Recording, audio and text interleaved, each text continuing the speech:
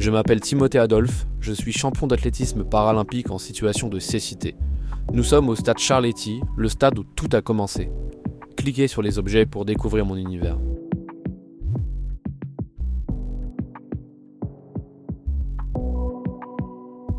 Avant de me consacrer entièrement à l'athlé, j'ai pratiqué le torbal. C'est une discipline spécifiquement créée pour les déficients visuels. Les chaussures à pointe, c'est un objet essentiel pour un coureur de sprint. À côté de l'athlé, je fais aussi du rap. J'ai sorti un EP qui s'appelle Olympe. Mon chien Japou est mon premier guide dans la vie. Je suis d'ailleurs maître chien guide depuis l'âge de 17 ans.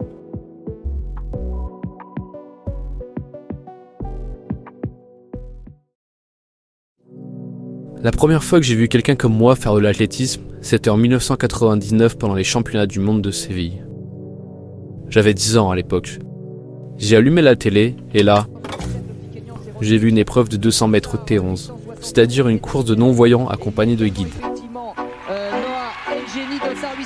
J'ai dit à toute ma famille qu'un jour je serais champion du monde et que moi aussi j'irais aux Jeux. Ça va être de la folie jusqu'au bout. Tout le monde attend cette explication et Bernard, j'ai l'impression... Évidemment, tout le monde a rigolé. Et moi j'étais vraiment déter. Même si j'étais pas très confiant parce qu'à maintes reprises les clubs sportifs m'ont fermé leurs portes. Basket, natation, judo, personne ne voulait accueillir un jeune déficient visuel qui voyait à peine un 20e depuis la naissance et qui en plus perdait progressivement la vue.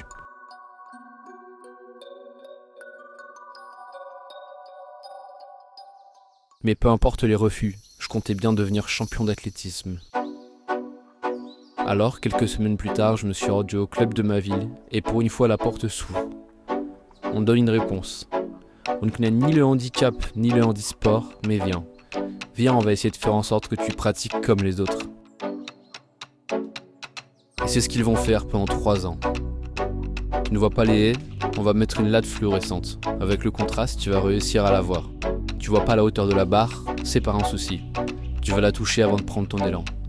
En bref, j'ai la chance de tomber sur des gens qui se creusent vraiment les méninges pour trouver des solutions. Sauf que quelques semaines plus tard, je déménage et je trouve pas de structure aussi bienveillante prête à m'accueillir. Et ça va continuer comme ça pendant de nombreuses années. Dans toutes les villes où je me rends, on me dit non, ça ne nous intéresse pas, on n'a pas le temps, on n'est pas formé.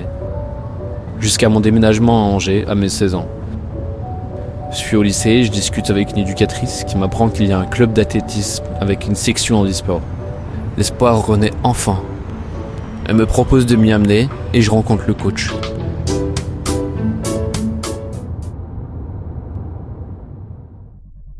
Le coach, il m'a répondu en une phrase. J'ai pas de temps à perdre avec un aveugle. Des mots dévastateurs qui m'ont amené à me détourner de l'athlétisme pendant plusieurs années.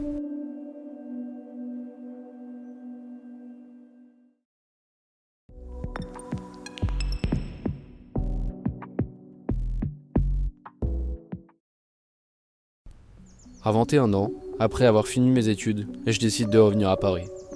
Ça faisait quelques années que je m'étais éloigné de l'AT parce que j'avais jamais réussi à retrouver une structure adaptée. C'est là que j'entends qu'il y a un club d'athlétisme qui accueille des malvoyants et des déficients visuels au stade Charletti.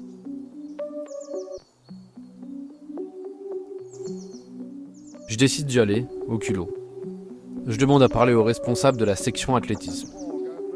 C'était Artemon Atungimana, vice-champion du monde de 800 mètres en 1995, classé 2e, juste derrière Wilson Tipketer, une légende vivante de l'athlétisme. Je lui dis que j'ai perdu la vue il y a 2 ans, mais que je veux faire du sprint. Et pour ça, j'ai besoin d'un guide. Il se démène pour m'en trouver un, et 1 mois plus tard, l'entraînement peut enfin commencer. Et on commence fort. En seulement 2 mois, on bat le record du monde du 800 mètres en 2 minutes 16.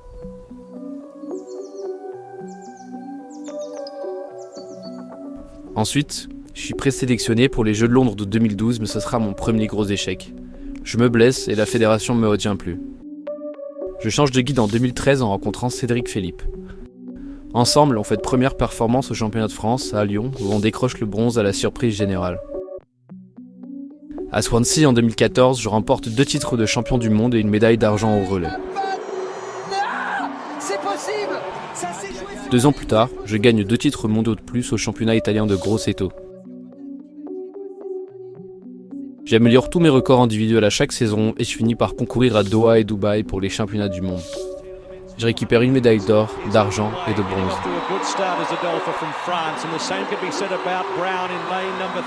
Ce dernier titre me permet une qualification très attendue, celle des JO de Tokyo. Je repars vice-champion paralympique du 100 mètres de Tokyo en 2020 en battant mon record personnel de 10 secondes 90. Aujourd'hui, je suis vice-champion paralympique du 100 mètres, champion du monde du 400, j'ai été 6 fois champion d'Europe, je suis détenteur du record du monde du 200 mètres et anciennement du record du monde du 60 mètres.